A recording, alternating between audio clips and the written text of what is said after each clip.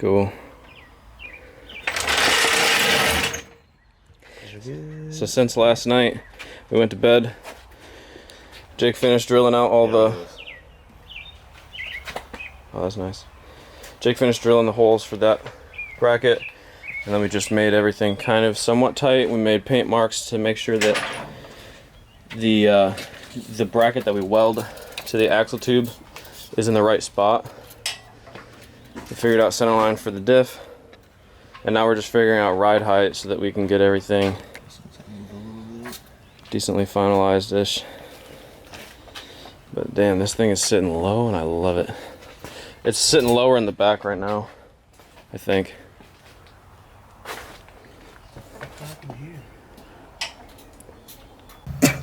What's up, YouTube?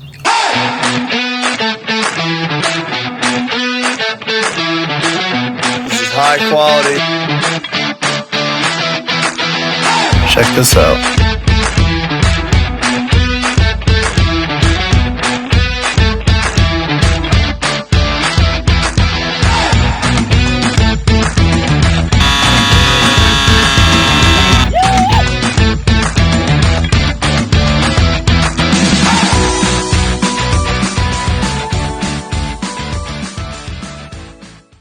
And scene.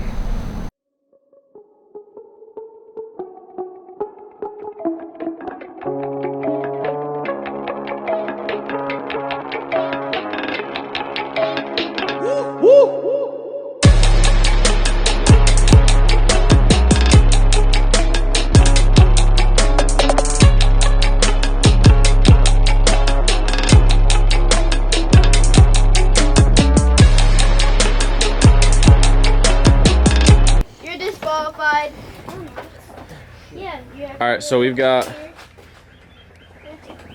made sure that the diff is at center line with the truck. We were figuring out pinion angle as best as we could. We've got the rear brackets to be even with the front ones so that we can have straight bars. Jake's now going to tack the rear bracket so that that doesn't move anymore, and then we're going to tear it all apart. Probably we're gonna raise the coilover mount up one hole just to give it a little bit more, because would you say the truck's sitting right now at about 0 degrees? Right now the truck's perfectly level with no load on it. Yeah, so we want to raise it up one just to see where it is, and then put her all back together, see how it sits again. And our pinion angle at that point should be almost perfect, because we're only lifting it up, I don't know, like an inch. So yeah, he's gonna start tacking now.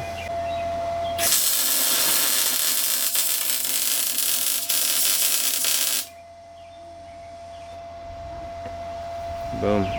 Alright, so now that is fixed to the bars. Yeah. I mean, don't go crazy with it, but it could break if we beat the shit out of it.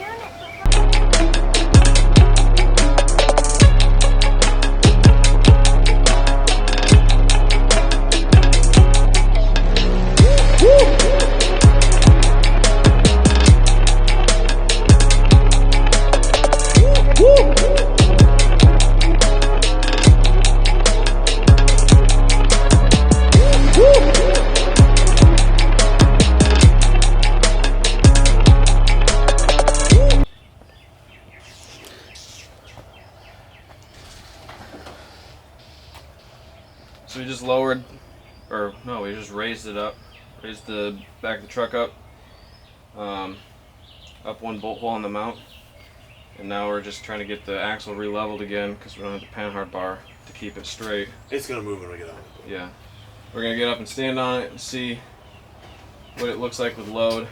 Hopefully we don't have to cut it. Didn't fucking move at all, did it? It moved like maybe a 1/4 of an inch. Why are you always bouncing on something? Alright.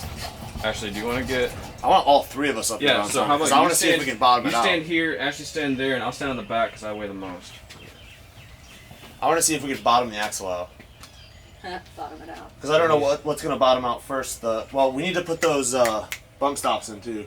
That's going to... Eventually, yeah, that's going to shorten that a lot. Actually, it might almost touch now. I'm going to grab one and put it on. Yeah, because this is some thick bitches. Oh, So far, everything's razor sharp. Ready? thank you. Yeah, that's gonna be definitely gonna hit. Do I get off? Yeah. That was scary. So, do we even need to do it again? I don't even need to put this on. We know it's gonna hit. I definitely would like these because otherwise you're gonna fuck the frame up real hard. I'm shocked these are intact still. And still kind of rubber. Probably newish. Not quite in the right spot, but good enough to still do the job.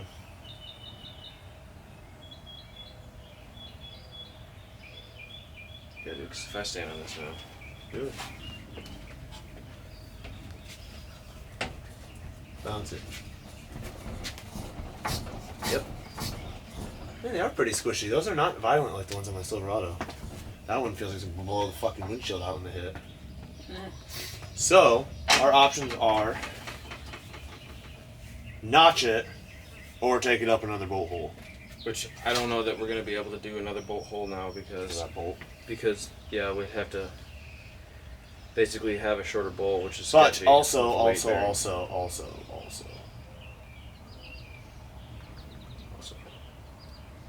Remember the application here. We have lots of room in the coilover to jump up.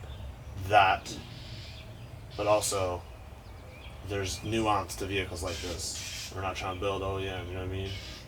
And we're not trying to build some slam fucking 370Z either, but is that actually enough to be a problem, you know what I mean? Yeah. Is it gonna have that much of a load in the back of it fucking articulating that much? Here's this. We have a significant amount of room to drop that coilover. Yes. So what I think we should do is still put it all together, because this ride height now is going to have nothing to do with welding this bracket anymore. All we have to do is get it level, get it straightened up, and then weld it. We probably should have tacked this too, because I just saw that moving. Yeah. So we'll tack that up. This ride height has nothing to do with the welding anymore, right? No. Yeah, it'll move independently. So what we do is we get her all situated, take her for a drive, and see That's what what I'm happens. saying. Go hit some fucking potholes really hard, and if it bottoms out, cool. We'll just get underneath it, raise it up a little bit, and then we'll go fucking Do it again. yeah. I'm not gonna break anything. This shit. That's what I'm saying. I want to drive it without the bed first. That way we can see what's going on. if we hear something, if something's hitting something. Yeah, I like that. Because this, like I said, this will be proportionate. If we move it up 2 inches, it should raise the truck Truck up 2 2 inches. inches. Yeah, because it's very close to the axle. So. Sick. All right, we need to get this all squared up, and then I'll weld it.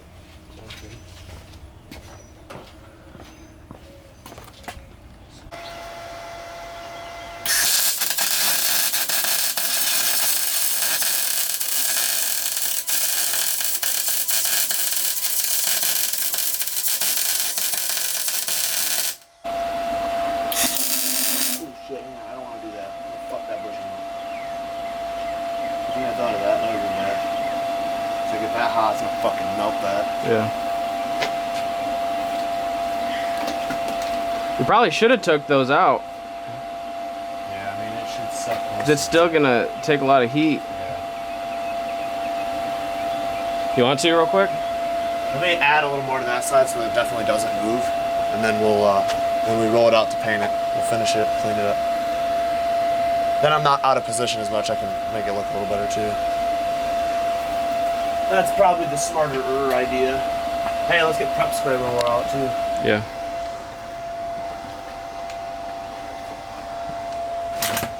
Fucking shit everywhere. I have a fun idea.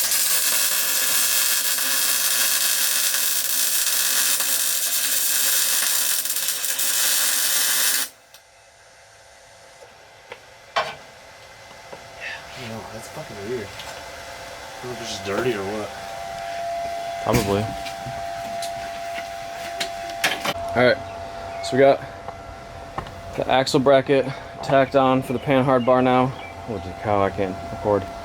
And we're trying to figure out the length the bar needs to be so that we can bolt it in and make it so that the frame just won't move on the axle anymore, so we can do final shit. So we're not going to end up doing any C-notching. because we raised it a little bit, and with how big our bump stops are, Jake and I were both bouncing on it and it was kind of just barely slapping. So we're gonna cut the mounts in half, and then when we drive it down the road, we'll see if it hits still, and hopefully we don't have to C-notch it, just because this is gonna be up a little bit. So in your application, you may still have to C-notch it, but we're just avoiding doing extra work that we don't have to.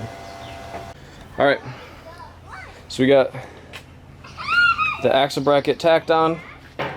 We wound up having to do a little bit of jimmying and playing to get the frame side bracket for the Panhard bar on, but she's in there.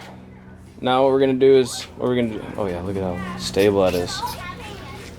We wanna take it all apart, do the finish welding, and then put it back together, make sure everything still lines up, and then we can paint it, and fill that clean the diff and fill it, and then clean it again, paint it, wait for it to dry, and then we'll take it for a drive and see what happens. Sound good? Cool. Alright, so we just tore it all down again. So we have the frame hanging in the air again. Pulled the diff out because we don't know what we're doing. Just kidding. We're getting ready to weld the... Mike was getting ready to get me another beer. Yeah, I was about to go get another beer for me and none for Jake.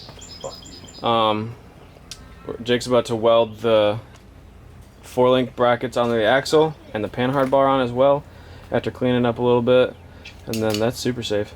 Yeah, and then we're gonna paint and hope that with what is this, 97% humidity, the paint will dry before next year. So yeah, and then once it's all painted, final assembly comes and we start driving and doing dumb shit. Let me see what else breaks. I get some good views here.